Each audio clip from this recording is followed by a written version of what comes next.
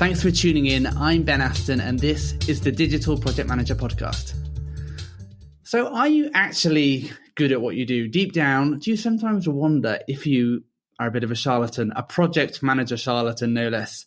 Or do you even sometimes worry if you're in the wrong career altogether? Today's podcast will give you all the answers. You can discover how good you really are and work out if you're cut for this game. And a bit of a spoiler alert, you probably are. You're doing fine. You're not a fraud. You just feel like one, so keep at it. So today I'm joined by the wonderful Lina Calin. Lina, this is her second time on the show, and she works at an agency called Foster Maid. And if you want to know all about Lina, you can listen to our previous podcast with her. But in her free time, Lina does lots of exciting things, including a food blog that you should check out. And she's into food. So actually, we should probably start, Lina, by asking you about what have you eaten today, because I'm sure it was exciting. Actually, today has been a whirlwind, and I haven't eaten anything yet. But what? You haven't eaten anything? Blasphemy! But I am excited. I have some chicken marinating when I get home that I'm excited to put on the grill. Okay. You are prepared. I am. I can't. Are you serious? You have not eaten anything today? I haven't. I looked at some chocolate that we had in the kitchen earlier and just walked right on by it.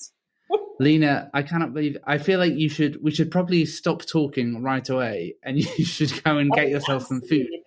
This comes first. Okay. Well, we won't drag this out because I'm worried that you're going to faint. Talking about cooking, I don't know if you bought anything in the Black Friday sales, but I bought an Instapot. Oh, very nice. Kind of a big move for me. Yes. So I'm looking forward to using that. I have used it already, actually. The first thing I cooked was rice. Okay, that's a good one. Yeah, well, start with the basics and work from there, I thought. But are you, apart from your marinating chicken, what else is on the menu this weekend? I think I'm going to go to a farmer's market tomorrow and see what kind of vegetables I can pick up. I love vegetables. And other than that, I don't think I have anything planned. I'll probably end up making some kind of soup. I've been eyeing soup recipes for the past week. Not really cold enough here for me to feel, quote, justified, but it's a craving and I'm going to make it happen. It's not cold enough to be soupy. What's your favorite vegetable then? Oh my goodness. I love Brussels sprouts. Really? Really do. You can do so much with them.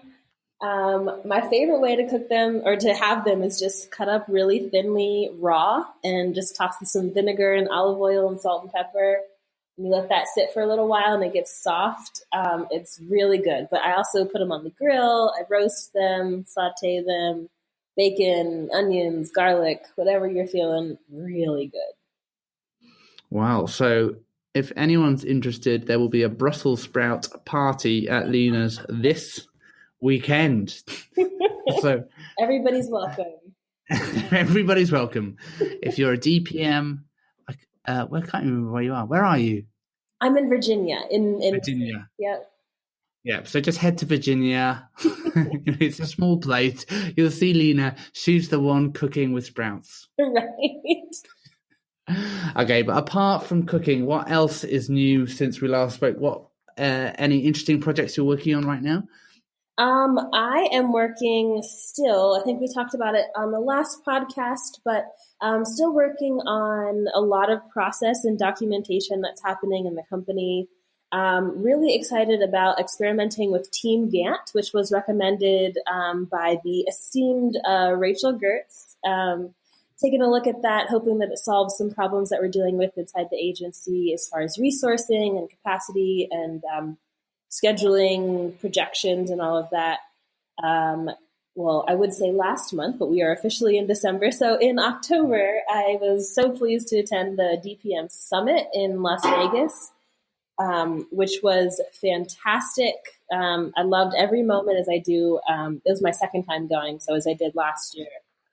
What was the highlight for you? Oh my goodness. Everything was really fantastic. Of course, it's always incredible to be around other people who understand. As one of my DPM friends said, to go to an event that is put on by project managers so you can just see in the small details the things that have been thought of and organized and very well thought through. But there was a workshop that I went to. I don't remember the name of the presenter, but it was an improv workshop that really, I think, gave me a different perspective on thinking on the spot and communication and focusing on the right things. And I really, really enjoyed that perspective and how it related to project management. That sounds fun.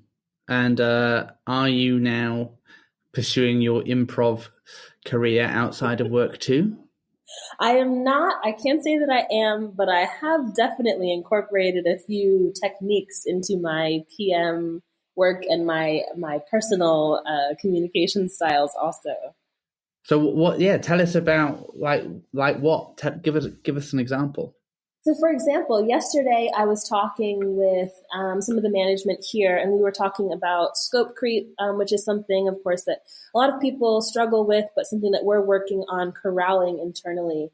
And the idea of not just saying no to a request that's out of scope or that needs to be taken care of later, but also surrounding that no statement with the other things that need to be said. So no, or we think that's out of scope. We think that's not a great idea according to our project goals. That will affect our timeline. It will affect our budget.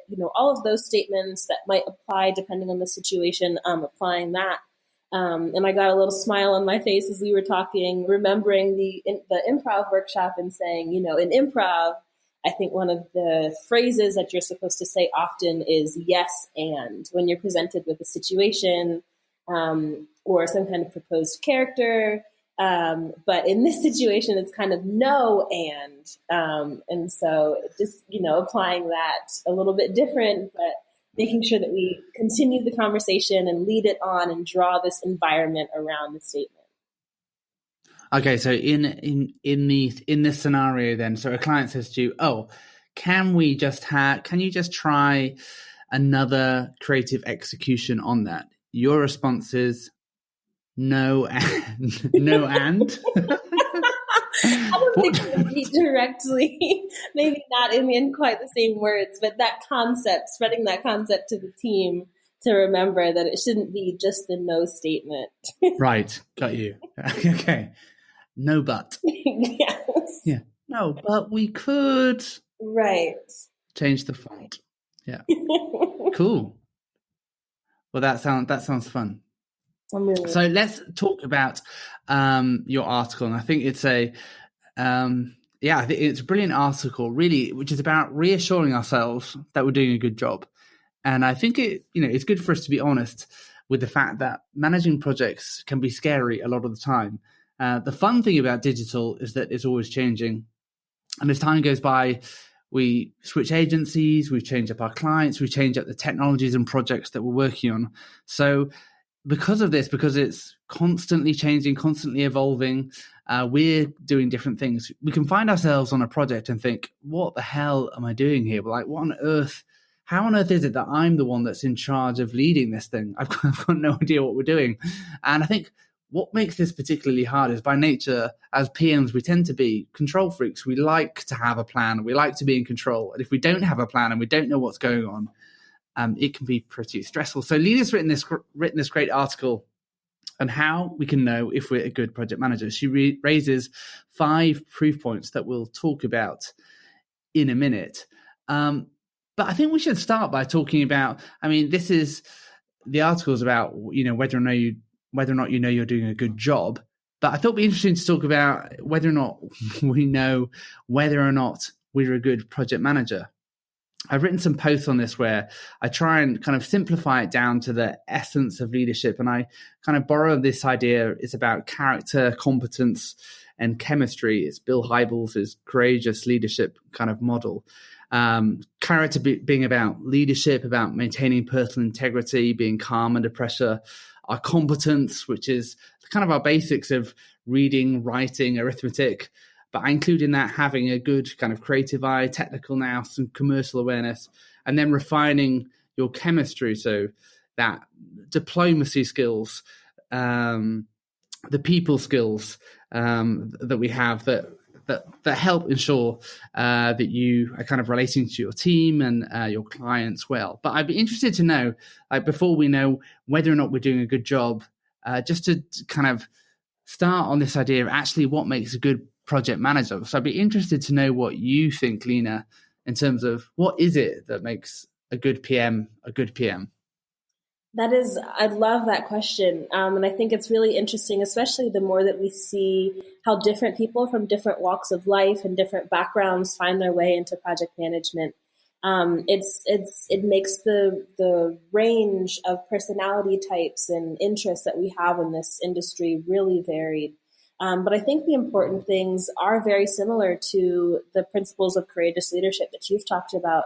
I think it's important to have empathy. I think it's important to, value communication and understanding other people, and then also being interested in continuous learning, continuous development, which I think leads to that competence part that you're talking about, and just making sure that you're able to stay calm in situations and kind of spread that to the team. I think what we do is very difficult and it's very stressful at times. And being able to maintain a clear head, even when things get tricky, is a really important characteristic of a project manager. Cool. Yeah, and I think the interesting thing about, like, even those things that you mentioned, those things that I mentioned as well, they're really hard things to quantify. Right? They are. Like, how do you, empathy. How do you know if you're a good empathizer? Is that what an empathy? How do you know if you're doing a good job or not? Other than, like, there's no way to empirically measure that. I guess you could look at things like how many people say that they don't want to be on my team because I'm just a nasty person. But other like, it's really hard to quantify these things, right? Like, are you leading well? Are you competent? Do you, like, chemistry, empathy? These are really hard things to quantify. So I think it's really interesting that, you kind of pick up on this idea of, like, well, how do we know if we're doing a good job if we can't quantify these things? So in your article, you talk about, firstly, about caring about your job and your projects, which I think is really a really good point. Like, having integrity, doing the right thing for your client and your team. But let's be honest for a second. Like, yes, we might care about our job, we might care about the projects, but often we're working on really boring or dull projects. Like, that's just the reality of life. So, or, the client is a bit of a pain in the ass. So when that happens and you're like, I hate this project, I hate this job, what do you do? Do you find yourself, how do you make yourself care, I guess is what I'm trying to say, when you feel like you don't care? Honestly, I think that boring projects don't really affect me as much, since I think project management is so exciting. And that sounds like such a typical, what a good answer. But that's a great answer, Lina.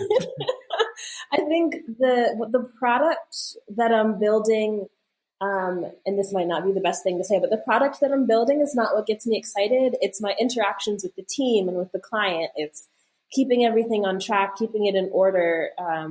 It's seeing how we take an idea and making that a final product. The product along the way is really cool. And it is great to have a product that we're excited about. But to me, the idea of taking something from a conception to an actual tangible thing that's going to help further a business, and all of the puzzles that happen in the meantime, and the interactions and the communication and the different personality types that happen along that road, that's the exciting thing to me. So it's the process, Exactly. not the project that keeps you engaged in it. Yeah, I think that's fair. I think maybe though, like maybe I'm getting long in the tooth and I'm jaded, but I think one of the I think that one of the things I found is that when it's sometimes hard to get a team engaged on a project if they're like, oh my gosh, this is so boring. I don't want to do another banner ad. This is just lame. Right. So then the whole process becomes a bit more of a chore. And I think that's where it's tricky. And that's where we have to be kind of energize our team on, hey, we can make this fun, guys. Right. And get them actually to care about it. Because if you don't care about it, it kind of, it cascades down to the team, and then the final output's crap and no one's having a good time. So a bit of positivity goes a long way. So Lini's saying the right things.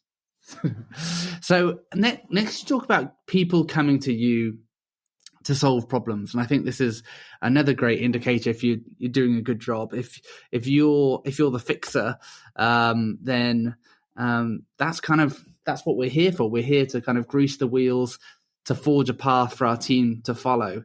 And I don't know about your experience, but in my experience, that's everything from fixing a wonky desk to getting people a new laptop or software on the machine to make them save time. In fact, software on the machines, I find this all the time.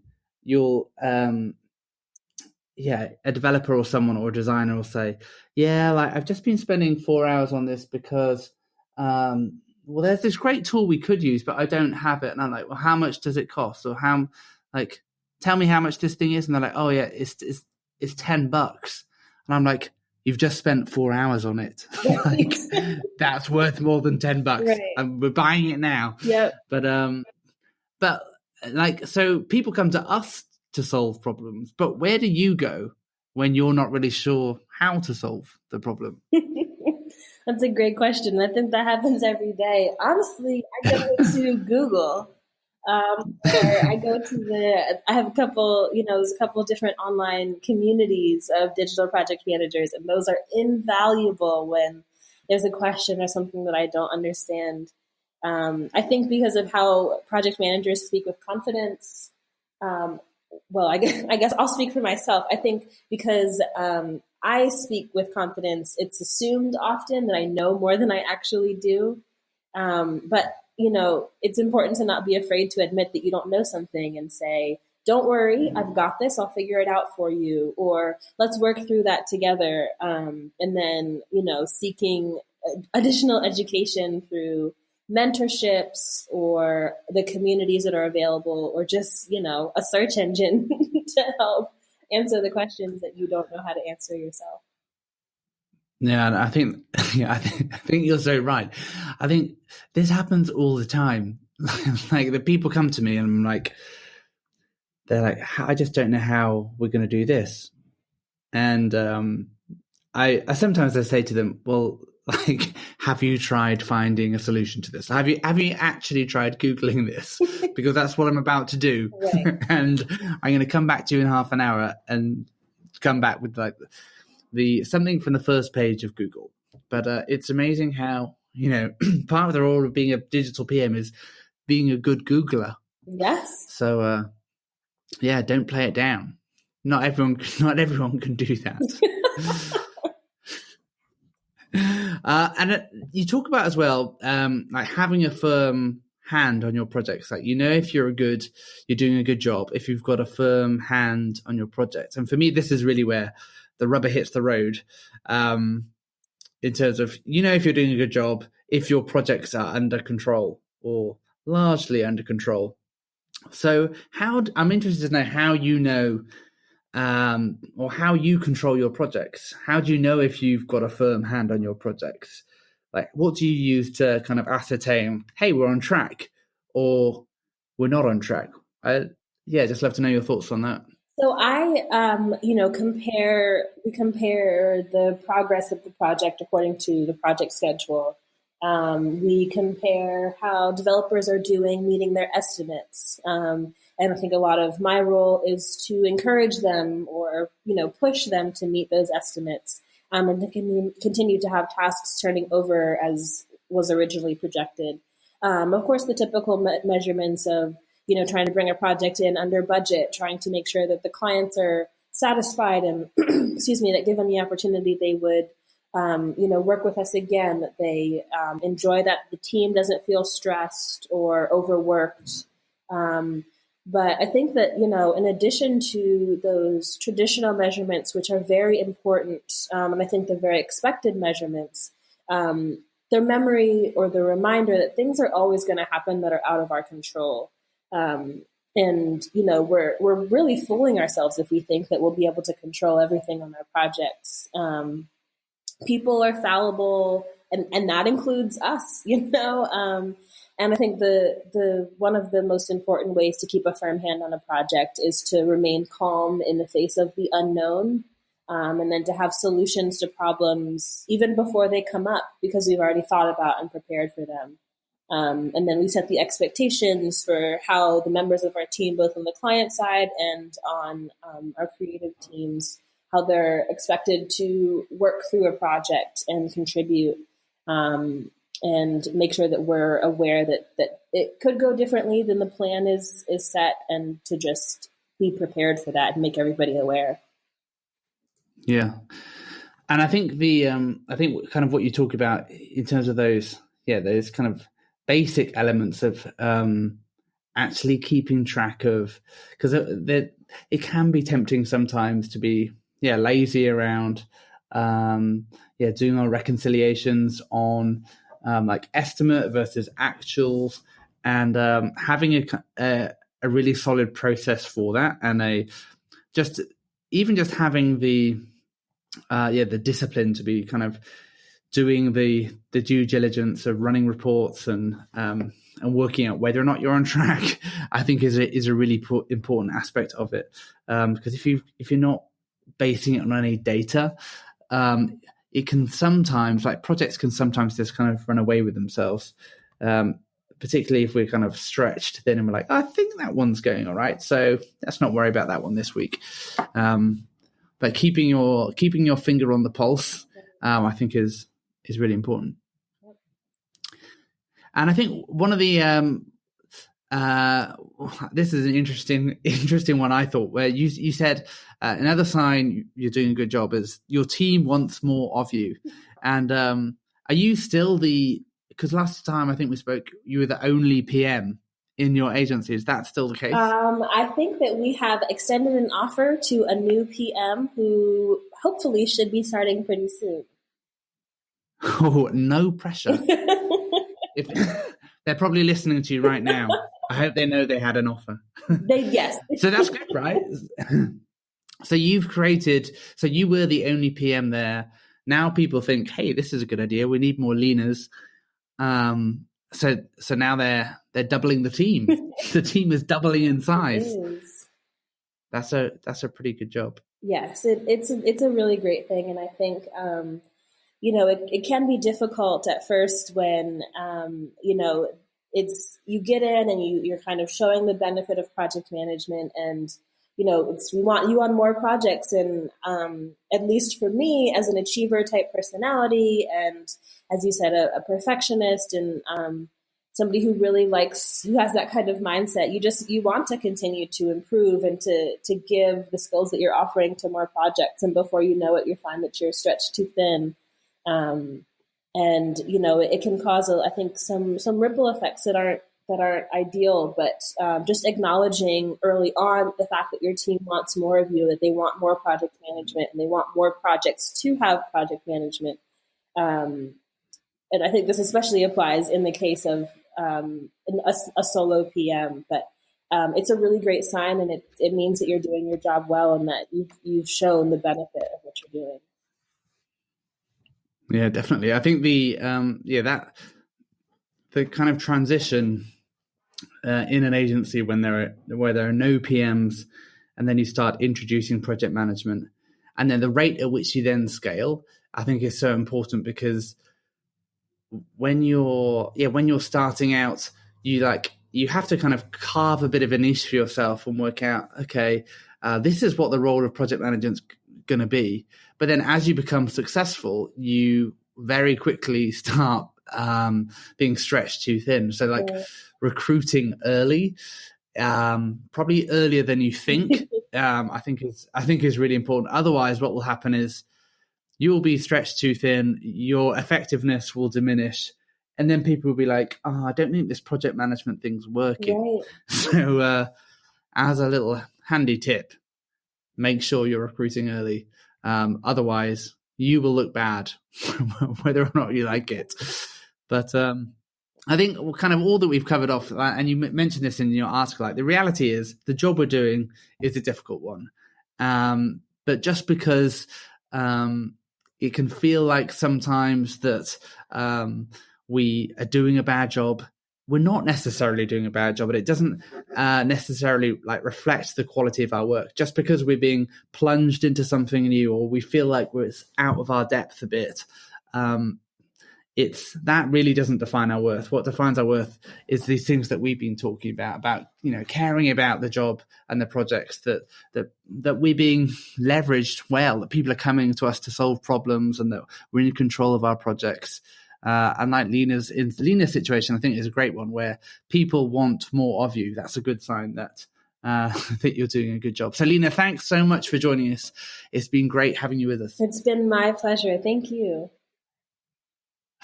And if you'd like to contribute to the conversation, if you've got some thoughts on how you know if you're doing a good job, then head over to the Digital Project Manager, to the community section of the site, join the Slack conversation, and also comment on the article. But until next time, thanks for listening.